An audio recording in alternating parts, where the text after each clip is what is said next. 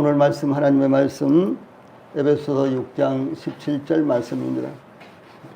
오늘 증거할 하나님의 말씀 에베소서 6장 17절 말씀입니다. 제가 먼저 봉독을 해드리겠습니다. 구원의 투구와 성령의 검 곧 하나님의 말씀을 가지라. 아멘. 에베소서 6장 17절 말씀입니다. 자, 앞에 보시고 같이 한번 읽읍시다. 앞에 보시고 시작. 구원의 투구와 성령의 검 곧 하나님의 말씀을 가지라. 한 번 더요. 시작. 구원의 투구와 성령의 검 곧 하나님의 말씀을 가지라. 아멘. 예, 지난주에는 이 말씀을 통해서 앞부분에 있는 구원의 투구에 관해서 저희들이 상고를 했는데, 오늘은 뒷부분에 나오는 성령의 검 곧 하나님의 말씀을 가지라, 이 말씀을 통해서 성령의 검인 하나님의 말씀, 이런 주제로 말씀을 전해드리겠습니다. 이 사도 바울은 마귀의 관계를 능히 대적하기 위하여 하나님의 전신갑주를 입으라. 에베소 6장 10절 말씀이죠. 이렇게 공고했는데, 우리의 영적 시름의 상대가 혈과 육에 대한 것이 아니라, 혈과 육에 속한 것이 아니라 통치자들과 권세들과 이 어둠의 세상 주관자들과, 여기에 통치자들과 권세들과, 이것은 뭐 정부의 대통령이라든가 유정자들이라든가 그런 것을 의미하는 것이 아니라 이 영적 세계에 있는 이와 같은 이제 통치자들을 의미합니다. 그래서 통치자들과 권세들과 이 어둠의 세상 주관자들과 하늘에 있는 악의 영들을 상대하기 때문이라고 11절에 밝히고 있습니다. 또한 하나님의 전신갑주를 취해야 되는 이유가 악한 날에 능히 마귀의 계계를 대적하고 승리자로 서기 위해서라고 이렇게 13절에 이어서 증거하고 있습니다. 예, 그러므로 하나님의 전신갑주는 서서 진리로 허리띠를 띠는 것과 의의 호심경을 붙이는 것과 평안의 복음이 준비한 것으로 신을 신는 것과 이 모든 것 위에 믿음의 방패로 악한 자의 모든 불화살을 능히 소멸하는 것과 구원의 투구를 취하는 것과 끝으로 하나님의 말씀을 취하라라고 하는 것입니다. 앞에 이 세 가지는 즉 진리의 허리띠와 의의 호심경과 복음의 신은 고정적으로 부착되는 것이고, 다음에 세 가지 즉 믿음의 방패와 구원의 투구와 성령의 검인 하나님의 말씀은 전투가 시작될 때 그것을 착용하고 그것을 소유하고 이제 전쟁에 나가야 될, 싸움에 나가야 될 무기다라고 하는 것을 말씀드렸습니다. 이 마귀의 이 공격을 막을 수 있는 하나님의 전신갑주 중에서 가장 뒤에 소개되었지만 그 무엇보다도 중요한 무기가 하나님의 말씀입니다. 예, 사도 바울은 성령의 검 곧 하나님의 말씀을 가지라 17절에서 이렇게 성령의 검 즉 성령의 칼이라고, 하나님의 말씀이 성령의 검 곧 성령의 칼이라고 이렇게 증거하고 있습니다. 이 본문 말씀을 통해서 제일 먼저 성령의 검과 하나님의 말씀의 관계를 먼저 살펴보기를 원합니다. 성령의 검 곧 성령의 검, 다시 말하면 하나님의 말씀, 이렇게 되어 있죠. 그래서 이 성령의 검과 하나님의 말씀의 관계를 먼저 살펴보겠습니다. 이 사도 바울이 성령의 검 곧 하나님의 말씀을 가지라 이렇게 공고하고 있는데, 먼저 성령의 검과 하나님의 말씀과의 상관관계가 어떻게 이루어지고 있는가라는 것입니다. 즉, 왜 성령의 검을 하나님의 말씀, 즉 하나님의 말씀을 성령의 검이라고 이렇게 부르고 있는 것일까, 이런 것입니다. 모든 성경은 하나님의 감동으로 되었기 때문에 이렇게 증거하고 있는데, 사도 바울은 디모데후서 3장 16절에서 모든 성경은 하나님의 감동으로 된 것으로 교훈과 책망과 바리감과 의로 교육하기에 유익하니, 이렇게 증거했습니다.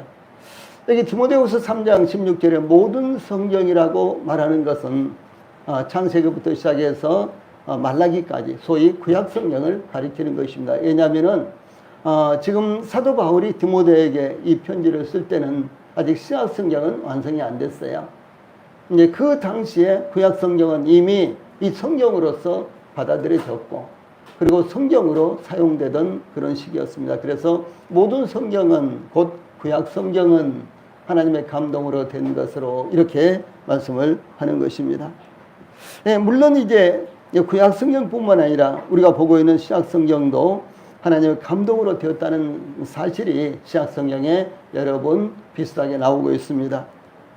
그래서 성경이 하나님의 감동으로 되었다는 것은 이 성령이신 하나님께서 성경 저자들을 감동하심으로 하나님의 계시를 받아서 성경 저자들이 그것을 기록하게 하셨다라고 하는 사실입니다. 이 사도 베드로는요,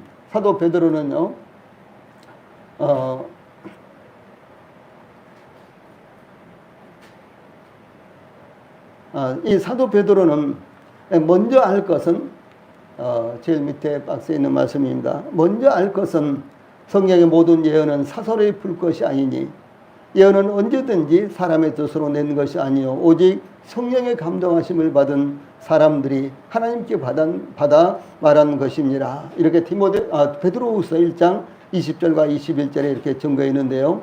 이 성경의 모든 예언은 곧 그것은 구약 성경을 의미합니다. 조금 전에 말씀드린 대로 디모데후서 3장 16절에 모든 성경이 구약 성경을 의미한다 그랬죠.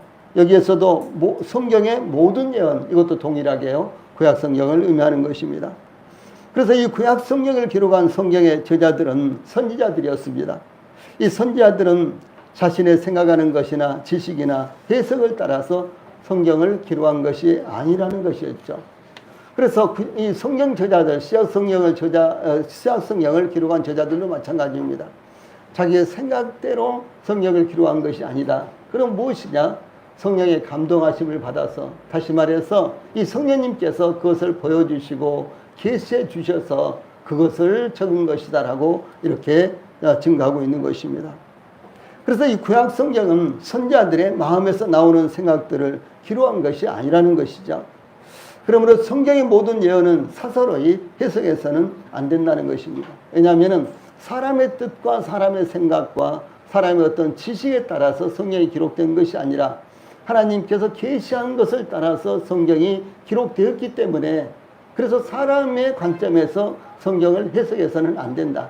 그럼 무엇입니까? 하나님의 관점에서 하나님께서 왜 이 말씀을 하셨을까? 하나님께서 이 말씀을 하셨는데 그 의미는 무엇일까? 이런 관점에서 성경을 해석해야 된다라고 하는 사실입니다. 예언은 사람의 뜻으로 기록된 것이 아니라 성령의 감동하심을 받은 사람들이 하나님께로부터 받아 말한 것이기 때문에 그런 의미가 되는 것입니다. 이와 같이 성경의 저자들은 사람이지만은, 그러나 성경의 저자들은 사람이지만요, 그러나 성경은 사람의 뜻과 생각을 기록한 것이 아니다라고 하는 사실입니다. 예를 들어서 몰몬경이나 혹은 코란이라든가 또 원리강론, 이 원리강론은 통일교에서 마치 성경과 같이 사용하고 있는 그런 것들입니다. 박보위라는 사람이 쓴 것인데 이것을 기초로 소위 통일교라는 것이 형성이 됐습니다. 그래서 이 원리강론이나 혹은 신천지에서 가장 중요하게 여기는 책이요, 요한계시록의 실상이라는 것이 있습니다.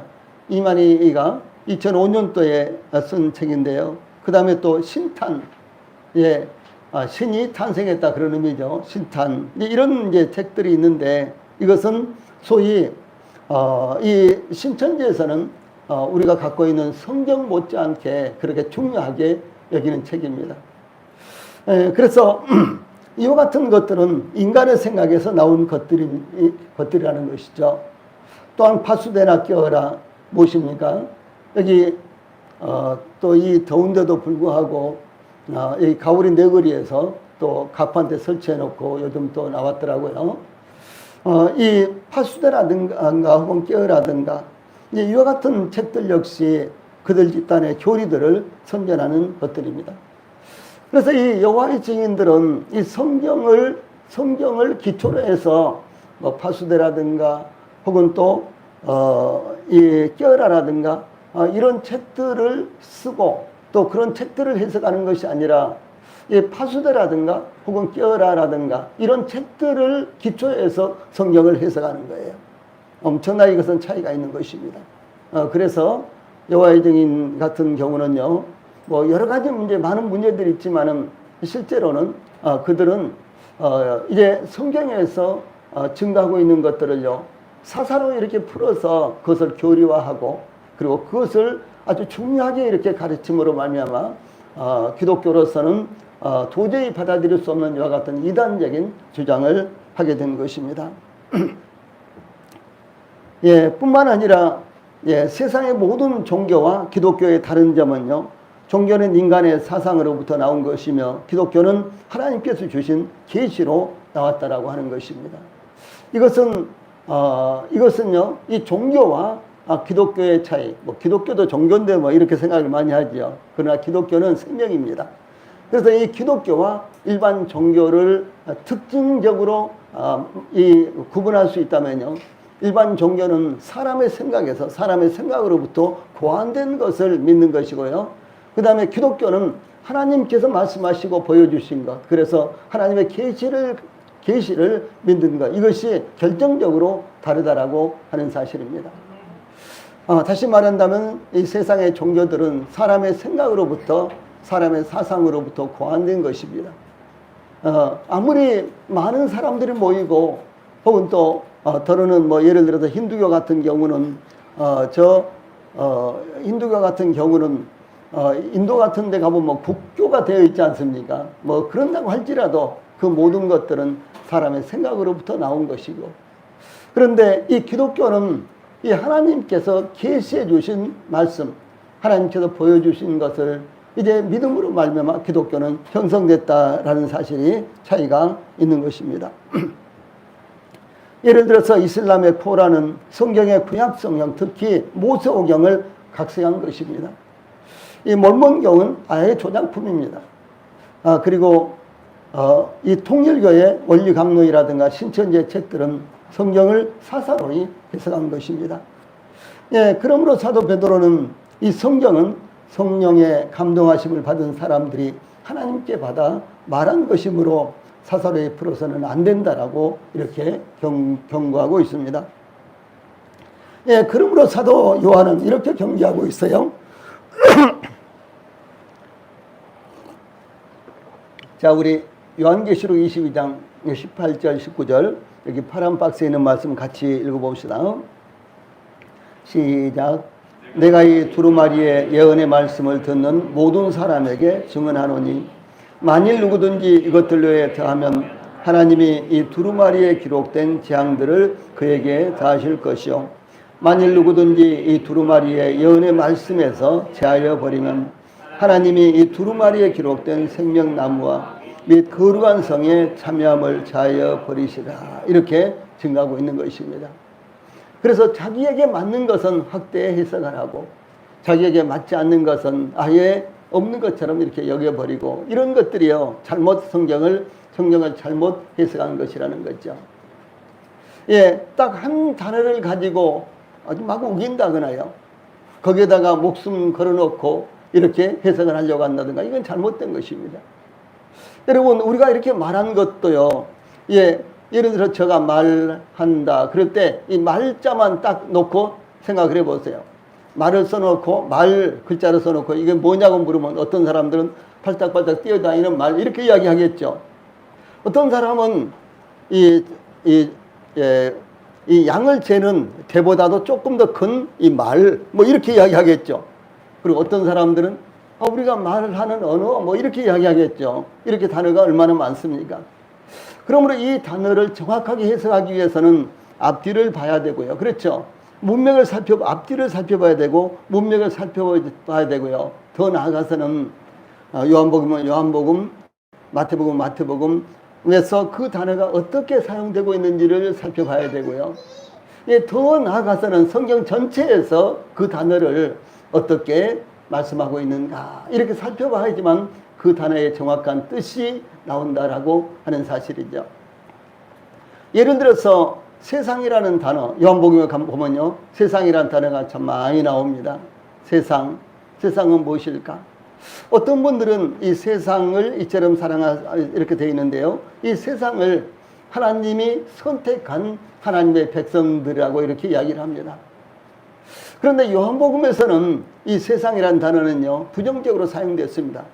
죄악으로 말미암아 하나님의 심판 아래에 있고 죄로 말미암아 하나님의 형벌을 받을 수밖에 없는 이와 같은 모든 인간들, 이 세상에 살고 있는 모든 사람들을 이렇게 요한복음에서는 지적하고 있다는 것이죠. 그래서 이 단어 하나만 가지고 그것을 해석할 때요, 그래서 이단들이 뭐 자기 교주를 의미하는 거예요. 충성스러운 증인 나오는데 이것이 우리 교주를 의미한다고 이렇게 이야기한다든가요. 도저히 이 말로 이해될 수 없는 이와 같은 이제 표현들을 사용해서 그들을 정당화하는 것입니다. 그래서 여기 말씀드린 대로요, 이 성경은 성령의 감동하심을 받은 사람들이 말한 것이기 때문에, 예, 성령의 도우심을 받아서, 그것이 무엇입니까? 신학적으로는 뭐 조명이라고 이렇게도 말하고요, 여러 가지 말을 많이 씁니다. 그런데 이 성령께서 비춰주시고 성령께서 깨닫게 해주시고 성령께서 알려주시는 것을 따라서요, 성경을 해석해야 된다라고 하는 것입니다. 그래서 중요한 관점은 무엇인 거는 사사로이 해석해서는 안 된다, 사사로이 풀어서는 안 된다라고 이렇게 말씀하고 있는 것입니다. 그러므로 이 사도 요한이 이렇게 엄하게 경계했습니다. 이 예언의 말씀 가운데서 일부를 제해버리거나 일부를 더하거나 그러면은 여기 예언의 말씀에 기록된 복을 제하든지요, 혹은 재앙을 다하든지 이렇게 엄청난 결과가 초래될 것이라고 이렇게 증가하고 있습니다. 이단을 제하고서도요, 오늘날 대표적인 성경 해석의 오류가 단지 구원을 받는다라고 하는 구원론에서만 생각하더라도요, 무수하게 많이 나타나 있습니다. 뭐 예를 들어서 예수님의 성육신이라든가, 혹은 또 하나님에 대한 이와 같은 또 성경의 증거들, 뭐 교회에 대한 증거들, 그리고 예수님께서 다시 오시죠. 분명히 오시죠. 이게 성경에 기록되어 있는 것입니다.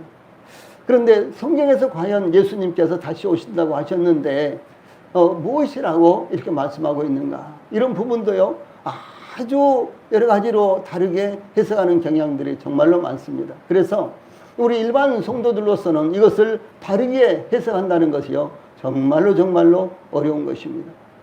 그 중에서 이제 가장 보편적인 건 무엇입니까? 성경의 핵심이 우리의 구원에 관한 이와 같은 말씀이다라는 것을 제가 최근에 몇 번이나 이렇게 말씀을 드렸죠. 그래서 이 가장 중요한 구원에 관계된 이 부분에 대해서요, 성경에서 무엇이라고 증거하고 있는가, 이런 부분만 몇 가지로 살펴보겠습니다. 그래서 이제 우리의 구원에 관해서 성경에서 무엇이라고 말씀하고 있는가, 이것을 가리켜서 뭐 구원론 이렇게 이야기할 수 있어요. 여기에 대해서만 몇 가지를 살펴보겠습니다. 제일 첫째로요, 이 세례나 영세를 받는 것이 구원받는 것이라고 이렇게 주장합니다. 여러분, 세례 받는다고 구원받을까요? 영세 받는다고 구원받을까요? 혹은 또 침례 받는다고 구원받을까요? 예, 그렇지 않습니다. 절대로 그런 것이 아닙니다. 저희들이 이제 군대 생활할 때는요, 전군 신자화 운동 이런 것들이 이제 그때 했습니다. 그러니까 군 정신 전력 강화, 군인들이 정신적으로 이제 북한을 이길 수 있는 이와 같은 정신력을 강화하기 위해서 신앙을 가져야 된다. 그래서 기독교나 불교나요, 이런 이제 이 종교를 가질 수 있도록 군대에서 그것을 허용하고 아주 장려를 했습니다. 그래서 이제 특히 이제 기독교가 그 당시에 이제 이 군대 어디서든지 간에 군대에서요, 예배를 볼 수 있도록 허락을 하고, 또 예배 드린다 그러면은 특별히 이제 그 시간을 빼주고 등등 이제 이렇게 했는데요. 이제 그러다 보니까 이제 경쟁적으로 어떤 부대에서 세례를 몇 사람 이제 세례를 받아야지만 신자로 등록이 되는 거잖아요. 그렇죠? 그래서 이제 그래야지만 이제 효과가 나타나는 거예요. 우리 부대에서는 100명이 세례를 받았다. 전군 신자화 운동에 우리가 아주 철저하게 실행을 해서 우리 부대에서는 100명이나 신자가 나왔다. 다른 부대에서는 우리는 110명이 나왔다. 경쟁이 되지 않습니까? 그래서 서로 세례를 많이 주기 위해서요, 어떻게 했는 거는, 세례식이 있으면은 연병장에 이제 병사들을 다 모아놓고요, 근데 목사님들이 한 명이나 두 분이 오셔가지고 그 100명, 200명을 혹은 또 300명, 400명 막 이런데 어떻게 그 일일이 세를 주겠어요. 그런데 열을 지어서 쫙 앉혀놓고요. 제일 앞에 있는 사람만 이렇게 세례를 줍니다. 물 떠가지고 가서 이렇게 머리에 얹고 머리에 얹고. 그리고 그 다음 사람도 그렇게 못해요. 그러면 그 다음 사람은요, 앞에 사람들이 대표로 세례를 받았기 때문에 뒤에 사람도 세례를 받았다라고 세례 증서를 전부 다 나눠줬어요. 여러분, 그러면 그 사람들이 다 구원 받겠습니까? 예, 참 정말 어리석은 일이죠. 예, 이것은 기독교를 오히려 해치는 운동이었습니다. 예, 제가 그 당시에 이제 군대에서 군종 생활을 했는데, 소위 이제 기독교를 전하고 설교해야 되고 뭐 이런 이제 활동을 했는데요. 그것을 어쩔 수 없이, 예, 위에서부터 이렇게 내려오기 때문에 그것을 할 수밖에 없는 그런 상황이었습니다. 그런데 이제 천주교회 이와 같은 이제 군종이 있는 데는 또 영세를 베풀고요. 뭐 등등 또 불교 군종이 있는 데는 또 모아다 놓고 또 그들에게 또 무슨 뭐 또 불교 예식을 또 하고요. 이런 등등을 했습니다. 근데 제일 첫 번째 기독교 안에서도 이 정상적인 기독교 안에 뭐 장로교나 감리교나 침례교나 이런 교회 안에서도요. 이단이 아니라 정상적인 교회를 말하는 거예요. 이 정상적인 교회 안에서도 침례를 받으면 세례를 받으면 그 사람은 구원받은 사람이다. 이렇게 주장하는 교회가 많이 있다라고 하는 사실입니다. 그런데 사도 바울은 이렇게 이야기했어요. 갈라디아서 5장 2절, 특별히 고린도전서 1장 17절에 보면 참고 구절이 있는데, 보라 나 바울은 너희에게 말하노니 너희가 만일 할례를 받으면 그리스도께서 너희에게 아무 유익이 없으리라. 이렇게 증거했습니다. 할례는 유대인들이 받는 것이죠. 그런데 유대인들은 나은 후에요. 8일 만에 할례를 받는데, 그러면은 하나님의 백성, 그러면 하나님의 선택을 받은 아브라함의 자손, 이렇게 명명이 됐습니다. 예, 할례를 받으면요. 근데 할례 받지 않은 사람은 죄되는 거예요. 그러므로 이제 혹시 여러 가지 상황 때문에 뭐 병이라든가 혹은 또 뭐 다른 데서 살고 있었기 때문에 할례 받을 기회가 없었다면은 그런 사람이 나중에 할례를 받는 거예요. 그래서 할례를 받았는가 받지 않았는가를 보고요, 이 사람이 하나님의 백성인가 아닌가를 따졌습니다.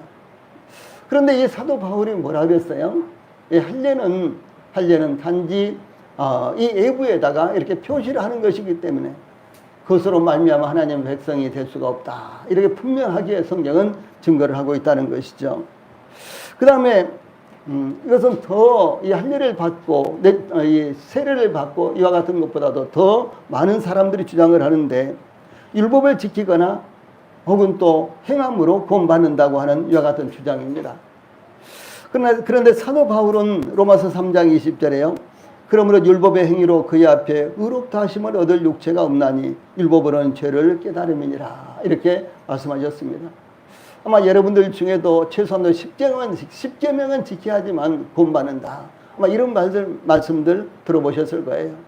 네, 저도 그런 말씀들을 계속해서 들으면서 자랐습니다. 제가 15살 때 이 학습을 받았어요. 아마 학습이 뭔지 잘 모르는 분들도 있을 거예요. 세례 받기 전에 이제 학습이라는 걸 받는데, 제가 15살 때 학습을 받았습니다. 그런데 주기도문하고 10계명하고 이 두 가지요. 그 다음에 사도신경은 못 외워도 됐어요. 근데 주기도문하고 10계명하고 이 두 가지는 반드시 외워야 되고, 그 다음에 이제 사도신경도 이제 외워라 이렇게 이제 권면을 했는데, 이 두 가지는 반드시 외워왔어요. 그래서 이제 학습을 받고 나서 그 뒤로부터 10계명은 반드시 지켜야 된다. 이렇게 이제 가르침을 받았습니다. 그런데 10계명은요, 10계명은 뭐 이제 일반적으로 이제 교회 다니는 분들이 최소한도 10계명은 지켜야지 이렇게 이야기합니다만은, 그러나 10계명은 지킬 수 있는 것이 못 됩니다. 다시 말해서 지킬 수 없는 것입니다. 예, 10계명의 마지막 부분에는요, 탐심을 갖지 말라. 10계명의 10번째는 탐심을 갖지 마라. 이런 것이었어요. 물론 뭐 첫 번째부터 10번째까지 다 우리가 쉽게 지킬 수 있는 것이 아닙니다. 그런데 10계명의 10번째를 보면요, 탐심을 갖지 마라. 여러분, 탐심을 갖지 않고 어떻게 살겠습니까? 그러면 과도한 탐심이라고 이제 하겠죠. 그러면 과도한 탐심이라는 그 라인이, 커트 라인이요, 그 기준선이 어느 정도 되겠습니까? 어느 정도 돼야지만 그 기준선을 넘지 않고 적절하게 유지가 되겠습니다. 이것은 사람이요, 어떻게 가늠할 수가 없는 것입니다. 예. 어떤 사람은 기준점을 막 한 90 정도 잡겠죠. 어떤 사람은 아니야, 한 50 정도 잡아야 돼. 그리고 어떤 사람들은 그래가지고 어떻게 10계명을 지킨다고 그래, 한 10 정도 잡아야 돼, 뭐 이렇게 이야기하겠죠. 예, 그것은 우리 인간들이요 지킬 수가 없는 것입니다. 그러면 10계명을 왜 주셨어요? 율법을 왜 주셨습니까? 율법에는 여러 가지 의식적이라든가 시민법이라든가 도덕법이라든가 이런 것들이 있습니다. 율법을 크게 나누면요, 의식법, 시민법, 도덕법 이렇게 나누는 거예요. 이제 나중에 설명해 드릴게요. 그런데 이와 같은 것들을 어떻게 지킬 수 있느냐는 거죠. 그래서 사도 바울이 뭐라 그러는 거는요, 자, 이게 파란 박스에 있는 말씀 같이 읽어봅시다. 시작. 그러므로 율법의 행위로 그의 앞에 의롭다 하심을 얻을 육체가 없나니 율법으로는 죄를 깨달음이니라. 예, 율법을 지켜서는 의롭다 함을 얻을 수가 없다. 무엇입니까? 구원받을 수 없다는 거예요. 그럼 왜 율법을 줬냐? 율법은 그것이 죄구나, 그것이 하나님께서 원하시지 않는 것이구나 라는 것을요 깨닫도록 하기 위한 하나의 법이다라고 하는 것입니다. 여러분, 여기 교통법규가 없다면은 요즘은 교통법규가 특별히 뭐 신호 위반이라든가요, 또 어린이 보호구역이라든가, 또 우회전을 할 때 신호가 들어오면 어떻게 할 것인가, 신호가 이미 꺼졌어도 우회전을 할 때요, 저쪽에 사람이 있으면 혹은 사람이 건넌다면은 그 사람이 신호 위반하고 건너는데 그러면 내가 차량을 운전하면서 어떻게 할 것인가, 이런 문제에 대해서요 요즘 아주 굉장히 까다롭죠. 예, 과거에는 사람이 없으면 그냥 건너가도 됐어요. 신호가 떨어져도요. 근데 지금은 안 되잖아요. 예, 그렇게 법규가 바뀌어졌습니다. 예, 신호가 떨어지거나 안 떨어지거나 간에 일단 우회전 신호할 때요 무조건 우선 멈춤을 해야 되고, 미국이라든가 이런 데 가보면요, 호주라든가 이런 데 가보면 신호가 떨어져도요, 혹은 신호가 있어도 굉장히 자유스럽습니다. 그런데 한 가지는 중요한 한 가지가요, 전부 다 무조건 우선 멈춤을 해야 되는 거예요. 예, 이것이 특징입니다. 예, 그리고 나서 중앙선이 두 줄로 쳐져도 여기서 유턴도 가능합니다. 그러나 보호를 받지 못합니다. 미국이나 호주가 동일한데요. 이제 이와 같이 각 지역마다 이렇게 소위 교통법규가 다릅니다. 그러면 나는 한국 사람이니까 그냥 호주나 미국에 가서 한국 법대로 한다면 어떻게 되겠어요? 안 되는 거죠. 나는 미국 사람이니까 한국에 와서 운전할 때 미국 법에 따라서 이 교통법규를 지키면 어떻게 되겠습니까? 그러면 안 되는 것이죠. 그래서 이 율법은 마치 하나님 앞에서 죄가 무엇인가를 우리들에게요 분명하게 제시해주는 기준이 된다라고 하는 것입니다. 그래서 율법을 주셨다고 이렇게 성경은 증거하고 있는 것입니다. 예. 그 다음에 세 번째로요, 가장 요즘 또 문제가 되는 것입니다. 이것은 80년대 들어서면서 가장 문제가 되어 왔는데요. 이 방언을 받으면 그것이 구원받는 것이라고 아주 이렇게 공식적으로요 가르치는 이와 같은 교회들이 많이 있다라고 하는 사실이죠. 때로는 이 방언은 영적으로 높은 위치에 있는 것처럼 여겨지기도 하며요, 신기한 체험을 한 것처럼 여겨지기도 합니다. 방언도 못해? 그러면서 아주 그냥 이렇게 내려본다든가요. 방언도 할 수 있어? 그러면서 대단히 위에 있는 사람처럼, 영적으로 높은 위치에 있는 사람처럼요 이렇게 생각한다든가, 이런 경향들까지도 일어나게 됐다는 것이죠. 그런데 최초의 방언은요 지방 언어, 즉 애국어였습니다. 최초의 방언은 지방 언어요 곧 애국어였습니다. 그래서 이 최초의 방언이 나타나던 상황에 대해서, 자, 이게 파란 박스에 있는 말씀, 이 사도행전 2장 말씀인데 같이 읽어봅시다. 시작. 그 다음에요. 시작. 그들이 다 성령의 충만함을 받고 성령이 말하게 하심을 따라 다른 언어들로 말하기를 시작하니라. 이 소리가 나매 큰 무리가 모여 각각 자기의 방언으로 제자들이 말하는 것을 듣고 소동하여 우리 각 사람이 난 곳 방언으로 듣게 되는 것이 어찌 됨이냐. 그레데인과 아라비아인들이라 우리가 다 우리의 각 언어로 하나님의 큰 일을 말함을 듣는도다. 이렇게 기록되어 있습니다. 이제 성령 강림이 최초로 이루어지던 소위 오순절에 이제 성령 강림이 이루어지자요. 거기에 이제 120여 명의 제자들이 각기 방언을 말하게 됐는데요. 왜 방언을 했어야 되느냐? 예, 그 당시 이제 오순절이었기 때문에 오순절에 성도 예루살렘을 순례하기 위해서 세계 각처에서요, 디아스포라 유대인들, 그리고 유대화된 유대 종교를 가진 이방인들이 몰려들었습니다. 그래서 이제 사도행전 2장에 보면은 약 15개 지역 이상에서 많은 사람들이 몰려들었는데, 이들이 BC 586년이라든가 혹은 BC 722년이라든가요. 이럴 때 이제 예루살렘, 북왕국 이스라엘이 멸망하고 남왕국 유다가 멸망할 때 다 포로가 되어서 흩어졌던 이와 같은 유대인들이었습니다. 그들이 이제 애국에서 뿌리를 받고 이렇게 살았는데, 지금도 우리나라에 저 일제강점기 때 어쩔 수 없이 일본으로 갔다가 거기서 뿌리를 받고 살고 있는 우리 교포들이 80만 명이나 되잖아요. 이제 2세, 3세까지 나왔어요. 그 다음에 이제 하와이라든가 멕시코라든가 내지는 또 저 스칸이라는 이와 같은 땅, 지역들요. 이런 지역에 연해주라고 한 뭐 이런 지역에 가서요. 우리나라 사람들이 불을 받고 사는 사람들이 정말로 많습니다. 이 사람들은 1세대들은 우리말을 알고 있지만 2세대, 3세대 어떻게 됩니까? 우리말을 모르는 거죠. 제가 미국에 가니까 2세들이 한국말을 못하는 사람들이 많아요. 2세들이. 그런데 이제 차츰 이렇게 변화가 돼가지고요. 이제 우리나라가 발전하고 그러니까 한국말을 할 수 있어야 된다. 이래가지고요. 이제 2세, 3세들에게 한국말을 가르치기 위해서 여름방학, 겨울방학이 되면 한국에 와서 이제 친척집에서 혹은 학원에서 이렇게 보내고 이제 돌아가고 이제 이런 현상들이 이제 일어난 거죠. 그런데 처음에 제가 미국에 갔을 때요. 그때는 이 2세, 3세들이 한국말을 못하는 사람들 거의 대부분이었어요. 예. 그러다가 이제 우리 한국이 발전하니까 한국말도 해야 된다. 그리고 한국말을 해야지만 미국에서도 취직이 가능하다. 예, 좋은 직장에 들어갈 수 있다. 이런 이제 상황들이 일어나니까 너나 없이 우리 한국 교포들이요. 한국말을 배우려고 이제 노력하고 있었다는 거죠. 이와 마찬가지로 이제 수백 년 동안 살았는데, 예, 디아스포라 유대인들은 외국에서 수백 년 동안 사니까 어떻게 되겠어요?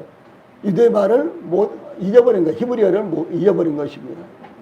저 로마 사는 사람들은 로마 말을, 그리고 저 아수르에 사는 사람들은 아수르 말을, 바벨론에 사는 사람들은 바벨론 말을 하고 이렇게 이제 절기가 됐기 때문에 예루살렘을 방문했는데 서로 말이 통하지 않는 거예요. 그러니까 성령 강림할 때 그 제자들이요, 성령의 역사를 따라서 이제 로마에서 온 사람들은 로마 말로 들을 수 있도록, 그리고 바벨론에서 온 사람들은 죄송합니다. 이 바벨론 말로 들을 수 있도록요. 그들이 살고 있는 각 나라의 언어로 이렇게 말씀을 전했다는 것이죠. 복음을 전한 것입니다. 그래서 지금 이 말씀이에요. 우리의 각 언어로 하나님의 큰 일을 말함을 듣는도다. 이렇게 증가하고 있는 것입니다. 이와 같이 방언은요, 애국어였습니다. 애국어, 지방말이었습니다. 이제 그 이후로 이제 여러 가지로 이제 변한 것이 성경에도 나타납니다만은 가장 기본적인 것은 지방어였다, 애국어였다, 이런 사실을 기억을 하시기를 바랍니다. 네 번째로는요, 꿈이나 환상 등 신비스러운 일을 체험한 것이 구원받은 증거라고 이렇게 주장하는 것입니다. 그런데 사도 요한은 이 하나님의 자녀가 될 수 있는 비결에 대해서 요한복음 1장 13절에 이는 혈통으로나 육정으로나 하나님의 뜻으로 나지 아니하고 오직 하나님께로부터 난 자들이니라, 이렇게 증가하고 있는 것입니다. 이 혈통으로나 육정으로나 사람의 뜻, 이 부분에 대해서 제가 자세하게 말씀드린 적이 있어요. 이 혈통으로나 육정으로나 사람의 뜻으로 나지 않았다, 라고 하는 사실입니다. 그래서 이 믿음의 사람들은 복음을 듣고요, 그 복음의 말씀을 받아들였을 때, 이 복음의 말씀을 믿었을 때, 그것을요, 말씀을 받았다, 그리고 구원받았다, 예수님을 믿었다, 이렇게 표현을 하는 것입니다. 자, 성경에 이와 같은 말씀들이 많이 나오는데요. 첫 번째 사도행전 8장 14절에요. 예루살렘에 있는 사도들이 사마리아도 하나님의 말씀을 받았다 함을 듣고요. 사마리아 사람들도 복음을 받아들였다라는 그런 말씀이에요. 그 다음에 사도행전 11장 1절에요. 유대에 있는 사도들과 형제들이 이방인들도 하나님의 말씀을 받았다 함을 들었더니, 그렇게 되어 있습니다. 저 가이사라에 있는 이제 백부장 고넬료가 이 사도 베드로가 가서 복음을 전했는데 그것을 받아들였다라는 말씀을요, 이제 예루살렘에 있는 신자들이 그 소식을 들었다라고 하는 사실입니다. 또 사도행전 17장 11절에 보면요, 베레아 사람들은 데살로니가 있는 사람들보다 더 신사적이어서 간절한 마음으로 말씀을 받고, 이것이 그러한가 하여 날마다 성경을 삼가함으로 그랬죠. 말씀을 받고 예수님을 받아들였다, 복음을 받아들였다, 이런 의미입니다. 자, 그 다음에 데살로니가전서 2장 13절 말씀은 제일 아래에 있는 말씀 같이 읽어봅시다. 시작. 이러므로 우리가 하나님께 쉬지 않고 감사함은 너희가 우리들에게 다시 처음부터 다시 읽읍시다. 시작.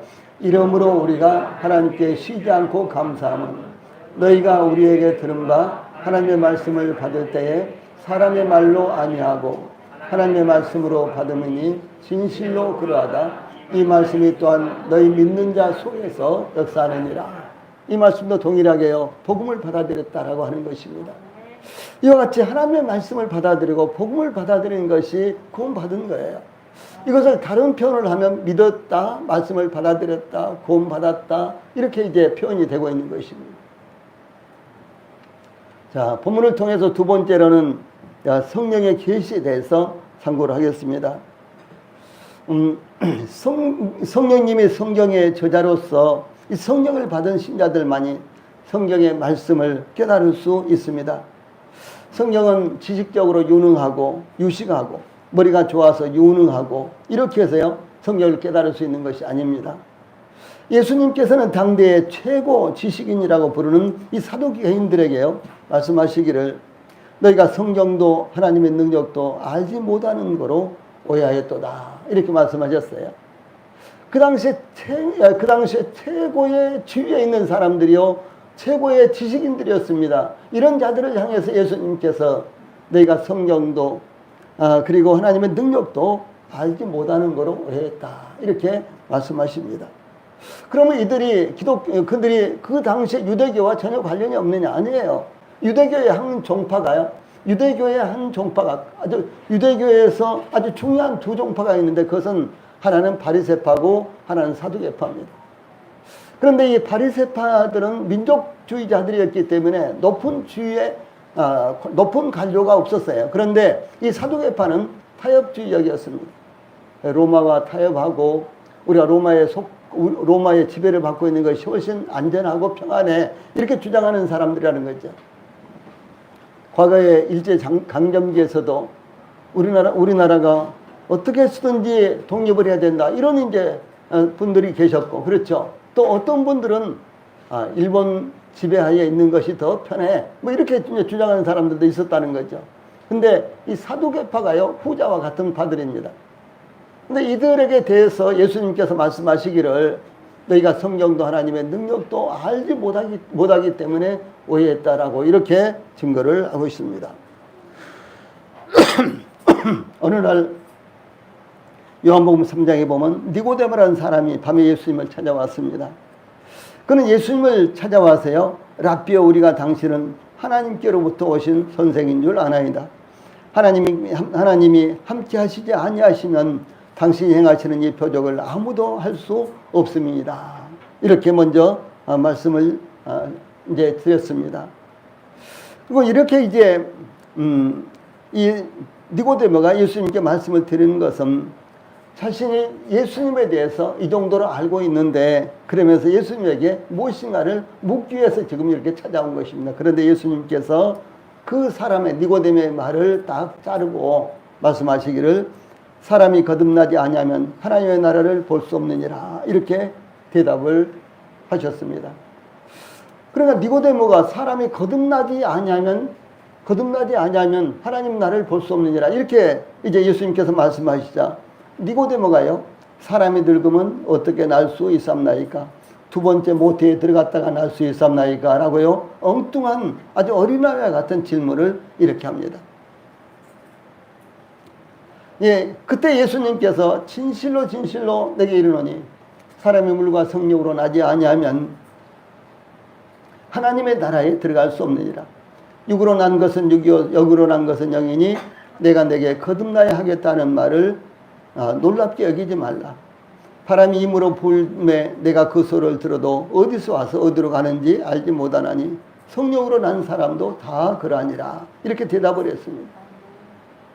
그때 니고데모는 또다시 어찌 그러한 일이 있을 수 있나이까 라고 질문을 하시자 예수님께서 너는 이스라엘의 선생으로서 이러한 것들을 알지 못하느냐 이렇게 대답하시고 나서 그 말씀이 21절까지 계속해서 이어지고 있습니다. 여기 니고데모는요 유대인의 이제 제일 먼저 니고데모는 이 바리새인이었습니다. 이 바리새인들은 성경에 정통한 사람들이었습니다. 예. 조금 전에 말씀드린 대로 민족주의자들이라 그랬죠. 예. 또 이 니고데모는 유대인의 관원이고 이 관원이라는 것은 오늘날로 말하면 국회의원 신분에 해당되는 것입니다. 그 다음에 니고데모는 유대인의 랍비였어요. 그러니까 율법을 가르치는 선생님이었습니다. 그러니까 율법을 이 구약성경에 대해서 정통할 뿐만 아니라 그것을 가르치는 랍비 선생이었다는 거죠. 주 예수님께서 그 전에 또 말씀하시기를 내가 이스라엘의 선생으로서 그러잖아요. 자, 우리 한국의 선생님 그러면 누가 떠오릅니까? 네, 몇 분이 떠오르죠. 예. 그런데 그 정도 수준인지 아닌지는 모르겠지만은 그러나 예수님께서 니고데모에게요, 내가 이스라엘의 선생으로서라고 이렇게 말씀을 할 정도면은 니고데모가 지식적으로 그 다음에 사회적으로요, 그 다음에 심지어 국가적으로도 대단히 신임받고 있는 이와 같은 위치에 있는 사람이었다라고 하는 사실이죠. 그런데 예수님께서 내가 거듭나지 아니하면 이렇게 말씀을 드리니까요, 예수님, 사람이 늙으면 어떻게 날 수 있습니까? 어머니 뱃속에 들어갔다가 다시 날 수 있습니까? 여러분, 애들이라도요 이런 질문은 안 하겠어요. 그렇죠? 예. 그런데 니고데모는 그렇게 질문을 하고 있는 것입니다. 이것은 무엇을 말하는 거는 말씀드렸던 대로요, 이 하나님의 말씀, 예수님의 말씀, 이 성경은 사회적으로 지식이 대단하고 배운 것이 많고 그렇다고 해서 성경을 깨달을 수 있는 것이 아니다라고 하는 사실을 말씀을 하는 것입니다. 예수님을 재판하던 총독 빌라도가 있었죠. 그래서 최종적으로 예수님을 이 사형에 내어준 사람이 소위 총독 빌라도였습니다. 그런데 총독 빌라도는 예수님께서요, 내 나라는 이 세상에 속한 것이 아니니라. 만일 내 나라가 이 세상에 속한 것이었더라면 내 종들이 싸워 나로 유대인들에게 넘겨지지 않게 하였으리라. 이제 내 나라는 여기에 속한 것이 아니니라. 이렇게 말씀을 하시자 빌라도가 그러면 내가 왕이냐 이렇게 묻습니다. 그래서 그때 예수님께서 내 말과 같이 내가 왕이니라. 내가 이를 위하여 태어났으며 이를 위하여 세상에 왔나니 곧 진리에 대하여 증언하려 함이로라. 무릇 진리에 속한 자는 내 소리를 듣느냐 이렇게 대답을 하시다요. 니고데모가 또다시 진리가 무엇이냐 이렇게 묻습니다. 근데 이 성경을 보면요, 이 빌라도가 진리가 무엇이냐 이렇게 묻습니다. 그런데 빌라도가 진리가 무엇이냐라고 이렇게 묻는 정황을 살펴보면은 그야말로 혼잣말로 중얼거리듯이 예수님께 정면으로 예수님을 지금 신문하고 예수님을 재판하는 사람이요, 예수님에게 정면으로 진리가 무엇이에요? 이렇게 묻지 않았다는 사실이죠. 그야말로 혼잣말로, 그냥 지나간 말로 이렇게 묻고 나서 유대인들을 향해서 나는 그에게서 아무 죄도 찾지 못하였노라 이렇게 선고를 합니다. 자, 빌라도는 당대의 최고 권력자이며 통치자였습니다. 지식적으로도 구약 성경을 잘 알고 있는 사람이었습니다. 그러나 그는 진리가 무엇인지 예수님을 향해서 똑바로 쳐다보지도 못하고 질문하지도 못했습니다. 이와 같이 예수님의 말씀을 성령님께서 밝혀 보여주시지 않으시면 알 수 없는 것이다라고 하는 사실입니다. 그러므로 사도 바울이 이렇게 증거합니다. 이 지혜는 이 세대의 통치자들이 한 사람도 알지 못하였나니 만일 알았더라면 영광의 주를 십자가에 못 박지 아니하였으리라 이렇게 증거한 것입니다. 신자들이 예수님의 십자가의 복음을 믿고 깨달을 수 있는 것에 대해서 또 고린도전서 2장 11절 12절에서 사람의 일을 사람의 속에 있는 영 외에 누가 알려 이와 같이 하나님의 일도 하나님의 영 외에는 아무도 알지 못하느니라. 우리가 세상의 영을 받지 아니하고 오직 하나님께로부터 온 영을 받았으니 이는 우리로 하여금 하나님께서 우리에게 은혜를 주신 것들을 알게 하려 하심이라 이렇게 증거했습니다. 다른 간단하게 말씀을 드리면요, 제가 무슨 생각을 품고 있으면 누가 알겠습니까? 아무도 알지 못하죠. 저희 아내도 알지 못하고 저희 자녀들도 알지 못하겠죠. 이와 마찬가지로요, 이 하나님에 관한 것, 소위 성령님에 관한 것은 성령님이 저희들 안에 계시고 하나님이 저희들 안에 계신 사람만이 그것을 이해할 수 있다라고 이렇게 말씀을 하는 것입니다. 이와 같이 지식적으로 혹은 권세와 통치자들이 메시아이신 예수님을 알지 못하고 지식적으로 혹은 권세적으로 높은 통치자들이 그들이 예수님을 알지 못하고요, 성경의 예언을 깨닫지 못하는 것은 인간의 지식으로는 하나님께서 하시는 일을 깨달을 수 없다라고 하는 것을 반영하는 것입니다. 그러므로 증거하기를 하나님이 자기를 사랑하는 자들을 위하여 예비하신 모든 것은 눈으로 보지 못하고 귀로 듣지 못하고 사람의 마음으로 생각하지도 못하였다함과 같으니라. 오직 하나님이 성령으로 이것을 우리에게 보이셨으니 성령은 모든 것 곧 하나님의 깊은 것까지도 통달하시느니라 이렇게 증거했습니다. 이 무슨 말씀인고는 성경은 성령의 감동하심을 받은 사람들이 하나님께 받아서 그것을 기록했다 그랬죠. 그러므로 성령이 우리 안에 계시하지만 그것을 이해할 수 있고 그 다음에 성령에 의해서 성경 말씀이 풀려야 된다라는 사실을 말씀하는 것입니다. 그러므로 결론적으로 고린도전서 2장 14절에 육에 속한 사람은 하나님의 성령의 일을 받지 아니하나니 이는 그것들이 그에게는 어리석게 보이며 또 그는 그것들을 알 수도 없나니 그러한 일은 영적으로 분별되기 때문이라 이렇게 증거하고 있습니다. 이와 같이 성령님만이 우리로 하나님의 복음을 깨닫고 이해함으로 받아들일 수 있도록 역사하시는 것입니다. 성경은 유능한 사람이나 천재이거나 위대한 학자라고 할지라도 성경을 이해할 수 없으며 해석할 수 없는 것입니다. 진리의 말씀은 영적으로만 이해가 되고 분별이 되는 것입니다. 1962년 2월 22일 인류 최초의 우주인 이 소련의 유리 가가린이라는 사람이 우주에 갔다 왔는데 약 1시간 반 동안에 우주를 한 바퀴 돌고 왔어요. 그런데 이 유리 가가린이라는 사람이 이제 우주에 갔다 와서 첫 마디가요, 우주 어디에도 하나님은 없었다 이렇게 말했습니다. 굉장히 유명한 말입니다. 그런데 이제 5개월 후인 7월 10일에 미국 최초 우주인 글렌 중령이 우주여행을 하고 돌아왔는데요, 그는 첫 마디가 우주에 하나님의 영광이 가득하였다 이렇게 고백을 했습니다. 이 같은 우주를 보고 와서 한 사람은 하나님이 없다고 말했고 다른 한 사람은 하나님의 영광이 가득한 것을 보았다고 이렇게 말합니다. 왜 이렇게 차이가 날까요? 한 사람은 영적인 눈이 멀었고 영적인 눈이 멀어 있고요, 다른 한 사람은 영적인 눈이 뜨인 사람이었기 때문에 이런 결과가 나타나고 있는 것입니다. 이와 같이 하나님의 말씀인 성경은 성령님의 감동으로 되었기 때문에 인간의 육신적인 눈으로는 금이가 보이지 않는 것입니다.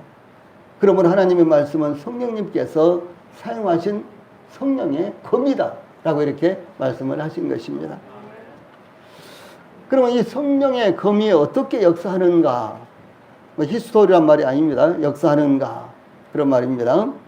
예, 하나님의 말씀이 하나님과 성령님께서 사용하시는 검이요, 또한 신자들이 사용할 수 있는 성령의 검인데, 검은 공격할 때나 방어할 때 두 가지 용도로 사용한다라고 하는 거죠.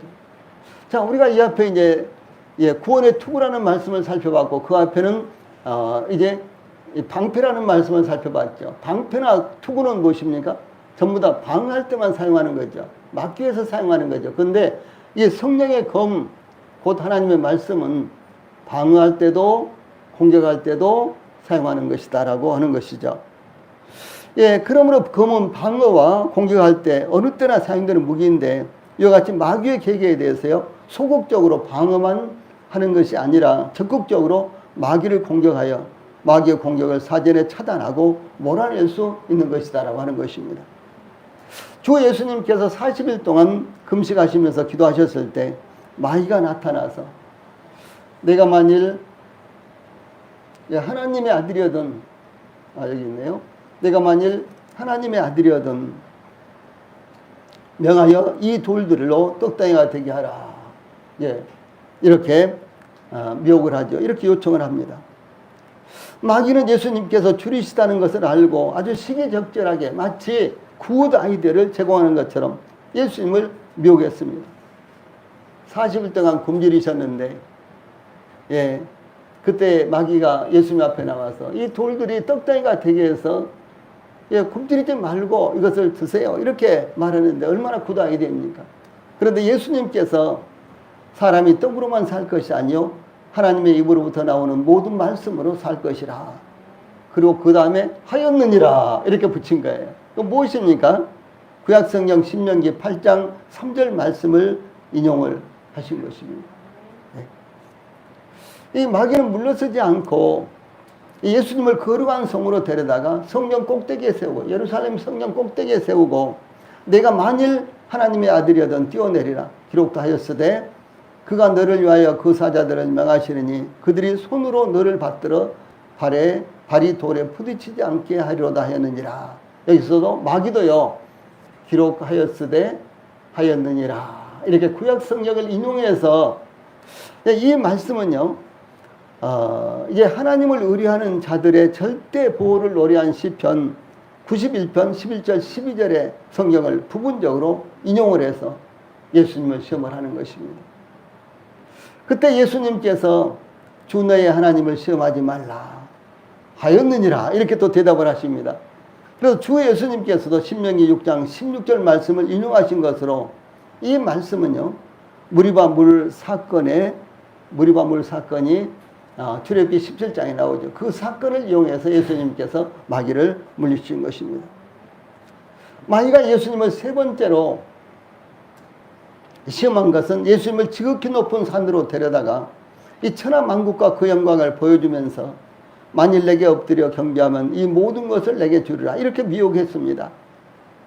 마귀는 마치 자신이 천하만국과 정당한 소유자인 것처럼 하나님께서 자신에게 그 소유권을 주신 것처럼 거짓말을 하고 있었습니다. 이 마귀는 다만 공중의 권세 잡은 자요 세상 임금이며 타락한 천사에 불과한 것입니다. 그때 예수님께서는 사탄아 물러가라 기록되었으되 주 너희 하나님께 경배하고 다만 그를 섬기라 하였느니라. 신명기 6장 13절에 유일신 하나님을 믿는 기독교의 가장 기본적인 원리를 이용해서 마귀를 물리쳤습니다. 여기 이제 마귀가 세 번이나 이와 같이 예수님을 이제 시험을 하는데, 그 중에서 이 가운데 두 번째 시험할 때요, 마귀는 이 성경 말씀을 인용을 해서 시험을 합니다. 근데 예수님께서는 세 번 다 동일하게 성경 말씀을 인용을 해서 마귀를 물리쳤다는 거죠. 무엇입니까? 성경 말씀, 하나님의 말씀은 바로 마귀와의 싸움에서 마귀를 물리칠 수 있고 마귀를 이길 수 있는 성령의 검이다라고 하는 사실입니다. 여기 마귀의 유혹은요, 참 중요한 부분인데 제일 마지막 박스에 있는 말씀입니다. 마귀의 유혹은 정면 부정이 아닌, 이건 창세기 3장에도 똑같습니다. 이 마귀의 유혹은 정면 부정이 아닌 만일 이러이러하면 이런 식으로요 마귀는 예수님을 미혹을 했습니다. 그래서 이런 말을 앞세워서 긍정도 부정도 아닌 말로 예수님을 시험했고요. 또한 마귀는 하나님의 말씀을 인용하여 예수님을 시험을 했습니다. 예수님께서는 마귀의 공격을 막아내시는 것에 머무르신 것이 아니라 적극적으로 마귀를 물리치셨습니다. 이와 같이 성도들도 마귀의 계계, 마귀의 공격을 성령의 검으로 하나님의 말씀으로 방어하고 또한 물리쳐야 된다라고 하는 사실입니다. 오늘날 대부분의 교회들이 이 성경 구절 인용하여 개인적인 생각이나 사상 혹은 세상을 사는 방법 등을 전하고 있습니다. 이와 같이 성경 말씀만 인용하면 성경적인 설교라고 생각을 한다라고 하는 것입니다. 이것이 문제인 거예요. 아예 성경 한 구절 읽어놓고 한 시간 내내 그 성경 구절과는 전혀 상관없는 세상 이야기를 하다가 끝마친 설교들이 많습니다. 그러나 또 어떤 분들은요, 성경을 계속해서 인용을 하는 거예요. 예. 이제 그런 설교를 가르쳐서 우리는 일반적으로 성경적인 설교 이렇게 이야기하지 않습니까? 근데 그게 아니라는 것이죠. 여러분 참 이건 정말로 중요한 것입니다. 예. 이 마귀가 성경 말씀을 인용하여 예수님을 시험했듯이 성경 말씀만 인용한다고 성경적인 설교가 아니라는 것입니다. 이 성경을 바르게 해석해야 되고 하나님의 뜻을 바르게 증거해야지만 그것이 성경적인 설교가 되는 것입니다. 심지어 이단들도 성경 말씀을 인용하여 자기들을 정당화하며 순진한 영혼들을 미혹하고 있는 것입니다. 그러므로 야고보는 마귀를 대적하라 그리하면 너희를 피하리라 이렇게 증거하고 있습니다. 자, 이제 마지막입니다. 지금까지 성령의 검은 하나님의 말씀이라는 것을 상고를 했습니다. 성령의 검만이 마귀의 공격을 물리칠 수 있으면 오히려 마귀를 공격할 수 있는 것입니다. 마귀의 공격을 막을 수도 있고 오히려 마귀를 공격할 수 있는 것이 성령의 검, 곧 하나님의 말씀이라는 것이죠. 예, 그런데 참으로 중요한 것은요, 검을 가졌다고 하면서도 부러진 검을 가지고 있을 수도 있다라고 하는 것입니다. 우리 성도들이 가지고 있는 검은 혹시 부러진 검이 아닙니까? 녹슬은 검이 아닙니까? 쓸 수도 없는 검이 아닌가요? 예, 부러진 검은 검이기는 하지만 쓸 수 없는 검입니다. 검은 갖고 있지만 사용할 수 없는 검입니다.